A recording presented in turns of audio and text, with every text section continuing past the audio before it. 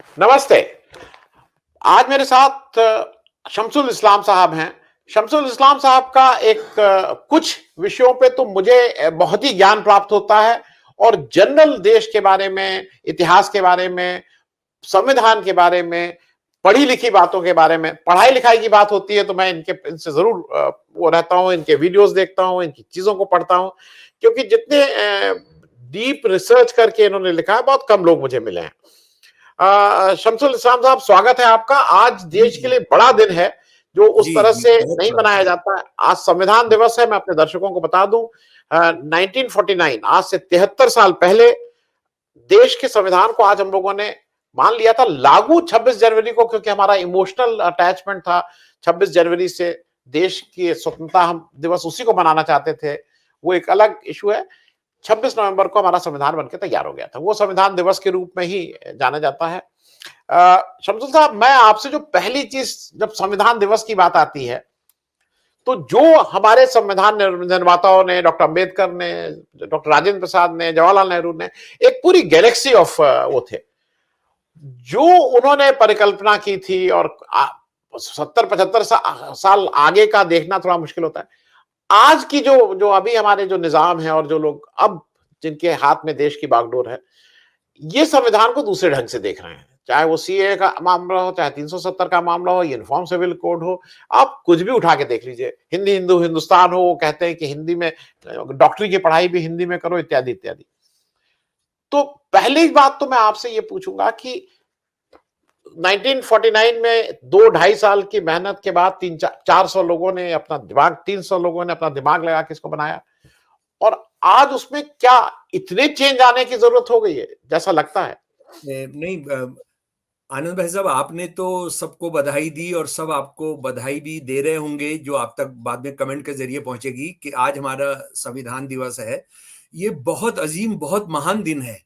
एक बात जो आपके चैनल को सुनने वालों को ये जानना चाहिए कि सेकंड वर्ल्ड वॉर के बाद जो प्रजातंत्र जिन देशों में आए थे, यानी कॉलोनियलिज्म से जो मुक्त हुए थे, भारत एक दो देशों में से है जो जिसने वो संविधान, प्रजातांत्रिक संविधान, एक एगैलिटेरियन बराबरी समतावादी संविधान जो लागू किया था, वो लगभग लागू है। बहुत सारे नुकसान खतरों से गुजरने के बावजूद। लेकिन अभी फिलहाल जो खतरा आया हुआ है, यानी जो शासक आज हैं, वो इसके जन्मजात दुश्मन थे। मैं आपको ये बताना चाहता हूं, अगर इस देश के साथी नहीं जानते हैं तो ये बहुत दुख की बात है कि 26 नवंबर 1949 को भारत के संविधान सभा ने संविधान को पास किया। 4 दिन के बाद आरएसएस ने एक बहुत बड़ा फुल एडिटोरियल, अच्छा।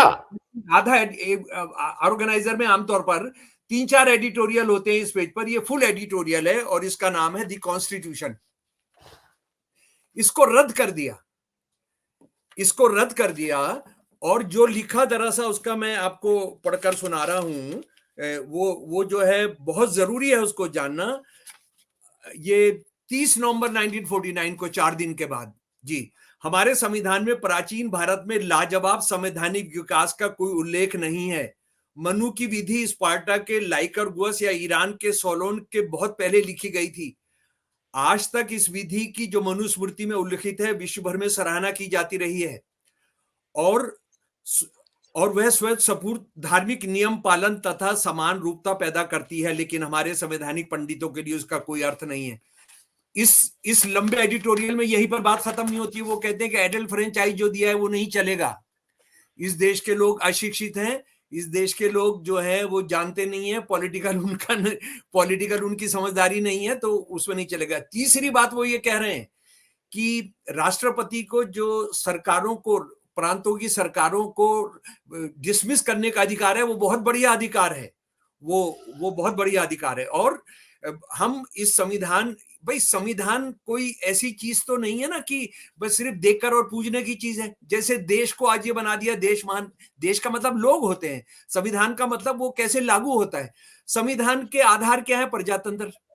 आप उसमें विश्वास नहीं करते। सन 1940 में गोलवलकर ने कह दिया कि हम एक नेता, एक कानून, एक झंडे के तहत इस देश को चलाएंगे और सारे हिंदुत्व की ज्योति हम जलाएंगे कोने कोने में।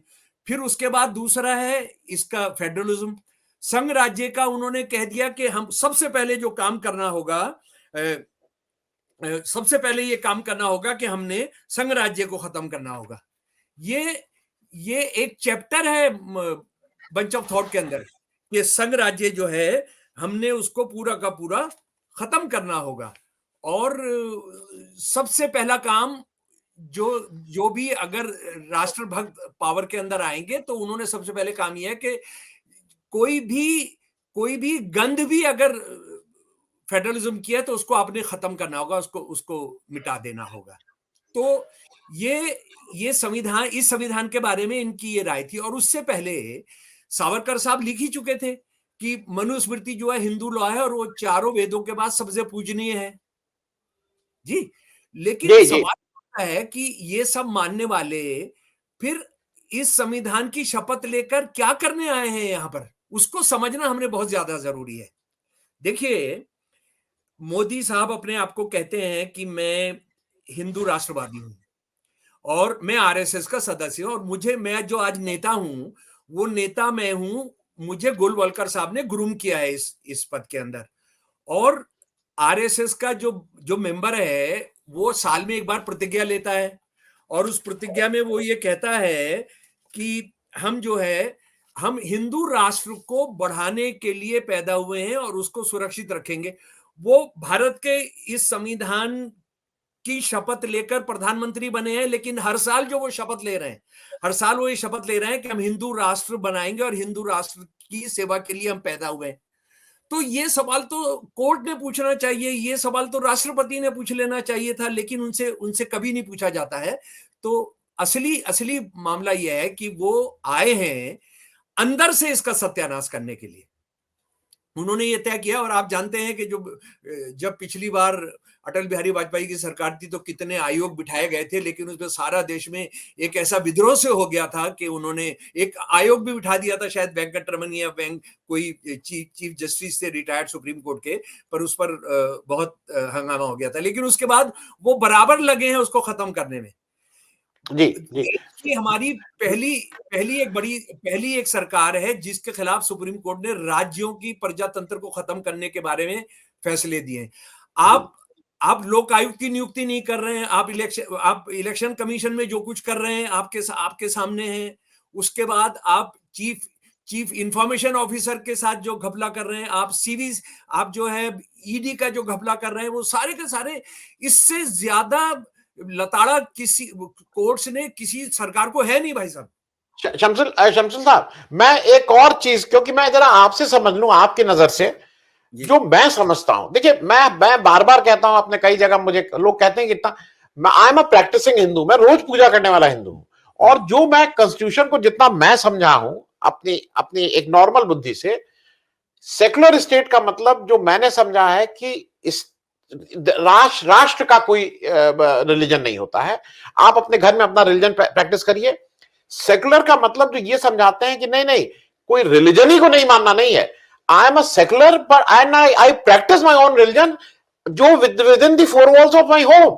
मैं उसको अपने यहां पे लगा के बाहर नहीं घूमता हूं। और ना आपसे कहता हूं कि आप भी ये बोलिए, और ना आपसे उम्मीद करता हूं कि आप मुझसे कहेंगे कि मैं इस ढंग से अपनी कोई पूजा करूं। मैं जरा सेकुलर वाली बात पे इसलिए क्योंकि उसको इन लोग हंसी उड़ाते हैं। सेकुलरिज्म की एक आज की तारीख में हो गया ना कि आप कहीं जाएंगे नहीं ये सेकुलर हैं ये। अरे भाई, मैं सेकुलर हूं and I am a practising Hindu. तुमसे ज्यादा मुझे मंत्र आते हैं, तुमसे ज्यादा। मैं जरा सेकुलर पे भी आपका एक व्यू समझना चाहूंगा। मैं असल में, माफ कीजिएगा आनंद भाई, मैं आपकी इस बात से कि मैं हिंदू हूं, प्रैक्टिसिंग हिंदू हूं, और मैं ऐसा मानता हूं। मान लीजिए ये जो देश है ये तो एक गुंचा है, एक बुके है फूलों का। मैं मानने वाला हिंदू नहीं भी हूं, ठीक है। मैं मुसलमान हूं, मैं सिख हूं, मैं ईसाई हूं, मैं एथीस्ट हूं, मैं भारत का नागरिक हूं। तो मैं तो कोई भी सवाल उठा सकता हूं ना, पूछ सकता हूं। लेकिन ये लोग, देखिए, इंदिरा गांधी को आप कितना गाली बकते हैं कि उसने क्या क्या किया। इंदिरा गांधी ने बहुत गलतियां की हैं, और इंदिरा गांधी की राज में जितनी लाठियां और हमने जेल सही है उतना किसी और राज में नहीं सहा। लेकिन एक बात ये भी समझ लीजिए कि इंदिरा गांधी ये समझ गई थी कि इस देश में आरएसएस क्या करने जा रही है, कि उन्होंने प्रियम्बल में सेकुलर शब्द लिखा था। आप जी बहुत सारे लोग इंदिरा गांधी के बारे में कहते हैं वो हिंदू कार्ड खेल रही थी। मैं कह रहा हूं वो झूठ था, वो झूठ था। उनका जो एडवाइजर्स था वो क्या कर रहे थे, लेकिन इंदिरा गांधी क्यों लिखवाने के लिए तत्पर और एकदम उतावली थी कि हम सेकुलर लिखें, क्योंकि उनको आरएसएस का लग रहा था कि क्या खतरा करने जा रहा है। हालांकि उसके बिना भी हमारा संविधान सेकुलर है। पर सेकुलरिज्म के बारे में एक चीज हम जान लें। एक तो ये धर्म के लोग जो ये कहते हैं कि सेकुलर नहीं है, ये हिंदू राष्ट्र है, और वो हिंदू एक हिंदू धर्म की परिभाषा दे दें। भाई आपको ये कहना पड़ेगा कि ये वाला हिंदू धर्म, वो कश्मीरी ब्राह्मण जो सबसे ऊंचे दर्जे के ब्राह्मण होते हैं वो मीट खाते हैं, उनकी अंत्येष्टि भी जब तक कुर्बानी नहीं की जाती वो अंत्येष्टि नहीं हो सकती। जो बिहार के ब्राह्मण है, जो बंगाल के ब्राह्मण है, वो बिना मीट के खाना नहीं खाते हैं जी। हमारे साउथ में आप अपनी कजिन्स के साथ शादी कर सकते हैं। कश्मीरी मुसलमान कश्मीरी पंडित के साथ ज्यादा एकता है कल्चरली। पंजाबी मुसलमान, पंजाबी हिंदू और पंजाबी सिख के साथ उसकी कल्चरली एकता है। तो आप क्या करेंगे कि जब आप धर्म को लेकर आएंगे तो सबसे बड़ी दिक्कत क्या होगी, वो ये होगी कि आपको धार्मिक युद्ध का अड्डा बना देंगे एक ही धर्म के अंदर। हमने पाकिस्तान का देखा है ना, पाकिस्तान में क्या हो रहा है, शिया सुन्नी अहमदी और ये सब हो रहा है। अगली बात भाई साहब, मैं सेकुलरिज्म की जो भी परिभाषा है उसके बारे में मैं सोचता हूं वो बहस सर पर खड़ी है। सेकुलरिज्म को हम क्या मान रहे हैं कि सेकुलरिज्म का मतलब होता है हिंदू मुसलमान साथ मिलके रह लें, इसको सेकुलरिज्म मानते हैं। सेकुलरिज्म जबकि इंट्रा रिलीजन मामला है। सेकुलरिज्म यह है कि हिंदू सोसाइटी के अंदर प्रजातंत्र है या नहीं, वो आप औरतों को आप बराबर का अधिकार देते हैं नहीं, गरीबों को बराबर का अधिकार देते हैं नहीं। मुसलमान समाज के अंदर क्या उनके अंदर प्रजातंत्र है? जब ये दोनों धर्म अंदर से सेकुलर होंगे तो ये एक दूसरे के साथ सेकुलर रिश्ता बना सकते हैं। अगर ये नहीं होगा, आपस में उनके इतने झगड़े, तो एक दूसरे के साथ हिंदू मुसलमान सिख ईसाई आपस में है भाई भाई। अरे आप आप जो है मुसलमान नीची जातियों से मुसलमान ऊंची जाति का नेता कितनी नफरत करता है। हिंदू धर्म के ठेकेदार जो हैं वो नीची जाति के हिंदुओं से कितना वो कर, अगर आप बराबरी नहीं लगे, यानी मैं क्या कहने की कोशिश कर रहा हूं एक पॉलिटिकल साइंस के स्टूडेंट के तौर पे, ये इंटर रिलीजियस मामला नहीं है सेकुलरिज्म का। सेकुलरिज्म का इंट्रा रिलीजन मामला है। अगर आप इंट्रा रिलीजन अंदर से नहीं एकता करेंगे तो दूसरे के साथ एकता की और समता का संबंध कैसे हो जाएगा। और मोदी साहब 2019 के बाद जब गए, बीजेपी का जो हेडक्वार्टर है जो आलीशान बनाया है उन्होंने, उसमें सबसे पहले भाषण कहा कि हमने सेकुलरिज्म को दफना दिया। अरे जिस दिन आप सेकुलरिज्म को दफना दोगे उस दिन आप, माफ कीजिएगा, आप हिंदू धर्म को भी दफना दोगे जो भी उसमें अच्छा है, इस्लाम धर्म को भी दफना दोगे उसमें जो भी अच्छा है।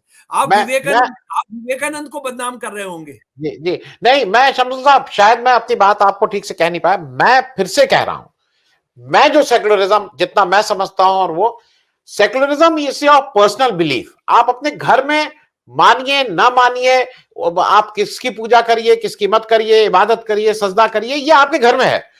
आप अपने घर के मेरा कहना, आप घर की चौखट से बाहर जब निकलते हैं तो फिर आप सेकुलर, मतलब आपके रिलीजन मुझे इफेक्ट नहीं करना चाहिए और स्टेट का कोई रिलीजन नहीं होना चाहिए, मैं ये कह रहा हूं। उसके बाद, और मैं ये इसलिए कह रहा हूं कि मुझे कोई ये पढ़ाने की कोशिश ना करे कि हिंदू धर्म क्या है, मैं जो जिस रेफरेंस में कह रहा हूं। और मैं एक चीज और मानता हूं, और वो मेरे बहुत से जो मेरे वामपंथी मित्र हैं उनको लगता है कि तुम ये क्या बात, मैं एक चीज और मानता हूं, मेरी पर्सनल बिलीफ है, and we agree to disagree, कि जो रिलीजियस बाई वो है, जो अपने रिलीजन को समझ लिया है, वो कभी फेनेटिक, वो तो सेकुलर होगा ही होगा। That is the way I feel my religion. मैं अपने हिंदू रिलीजन को ही समझता हूं कि अगर मैंने अपने रिलीजन को समझ लिया है तो मैं तो सेकुलर हूं ही। और वो मैं इस रेफरेंस से कह रहा हूं।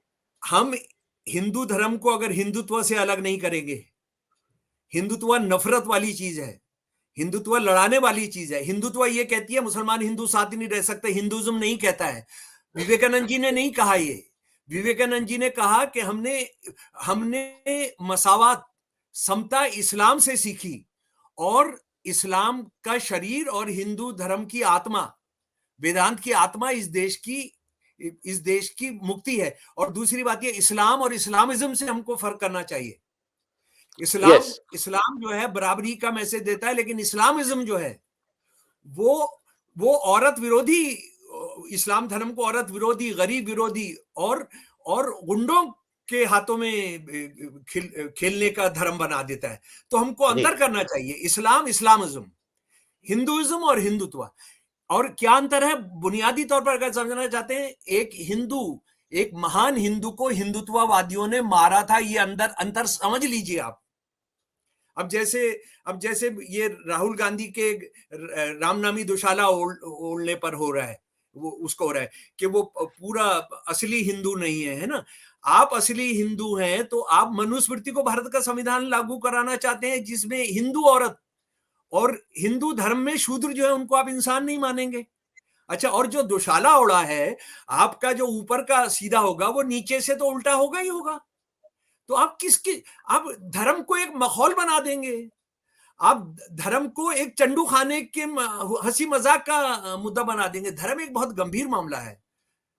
धर्म जो है, इंसान क्यों जिंदा है उस सवाल पर एक आप उस मैं जैसे धर्म में विश्वास नहीं करता है, प्रैक्टिसिंग मुसलमान तो छोड़िए, मैं तो धर्म में विश्वास नहीं करता हूं, लेकिन धर्म ने इंसान क्यों जिंदा है, सिविलाइजेशन क्यों होती है, उसके बारे में एक बहुत गंभीर फिलोसॉफिकल एक स्कूल कायम किया। स्कूल, मार्क्स आए, वेदांत आया, फिर उसके बाद चारवाक आए, बौद्ध धर्म आया, जैन धर्म आया।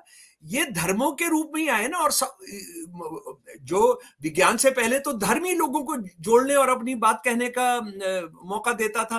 तो आप हिंदू धर्म को और किसी भी धर्म को आप गुंडाई से नहीं बचाएंगे और उसको जी, ये कहेंगे कि नहीं, गुंडाई धर्म है, उससे जी, लड़ना मैं मैं क्योंकि कॉन्स्टिट्यूशन में हम लोग बात कर रहे हैं, और शंकर साहब, the beauty of our country is कि आप धर्म नहीं मानते हैं और मैं धर्म बहुत ज्यादा मानता हूं, लेकिन हम और आप बैठ के अपनी बाकी सारी चीजों पे तो बात कर रहे हैं ना, हम धर्म पे क्यों बात करें? It is your personal belief and you respect my belief, I will respect your belief. तो ये अगर हम म्यूचुअली एक दूसरे की बिलीफ नहीं रिस्पेक्ट करेंगे तो वो दिक्कत होगी।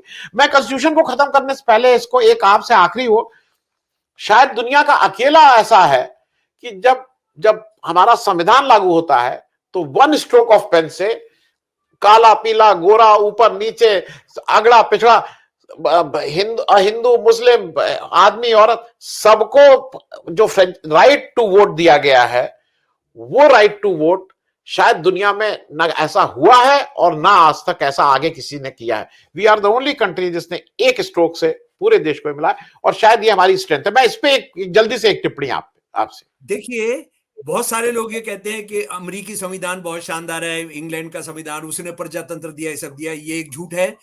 हमारा अमेरिकी संविधान क्या है? पैसे वालों को और गरीबों को एक करता है, गोरों को और कालों को एक करके रखता है। इसी का नतीजा है कि आज वहां हथियार लेकर सब घूम रहे हैं, क्योंकि हथियार जो है वो गोरे रखते थे, दूसरों को रखने का अधिकार नहीं। ये वो संविधान है जो ये कहता है आप इक्वल स्थिति वालों को उनसे इनइक्वल स्थिति वाले जो है वो एक नहीं करेंगे, उनके लिए आप रिजर्वेशन देंगे, उनकी आप मदद करेंगे, उनके लिए आप अलग से इंतजाम करेंगे। इसीलिए हम देखते हैं कि जो हम अधिकार के तौर पे फौरन लागू नहीं करा सके 26 नवंबर 1949 को, हमने उनको डायरेक्टिव प्रिंसिपल्स में रख दिया। लेकिन मैं ये भी कहना चाहता हूं कि ये हिंदुत्ववादी लोग जो कांग्रेस में रहे और अब तो सीधे ही पावर में हैं, इन्होंने पिछले दरवाजे से हमारे संविधान में बहुत हिंदुत्ववादी चीजें घुसाई हैं, बहुत। और सुप्रीम बदकिस्मती से न्यायपालिका ने बहुत घटिया रोल अदा किया है उसके अंदर बहुत सारी बार। और अभी न्यायपालिका से अच्छी अच्छी खुशबुएं आ रही हैं, अच्छी खबरें आ रही हैं। तो मुझे लग रहा है देश हमारा बचेगा। और हिंदुत्व से लड़ने के लिए जो आरएसएस ने इंस्टीट्यूशंस को खत्म किया है, वो इंस्टीट्यूशंस ही संविधान है।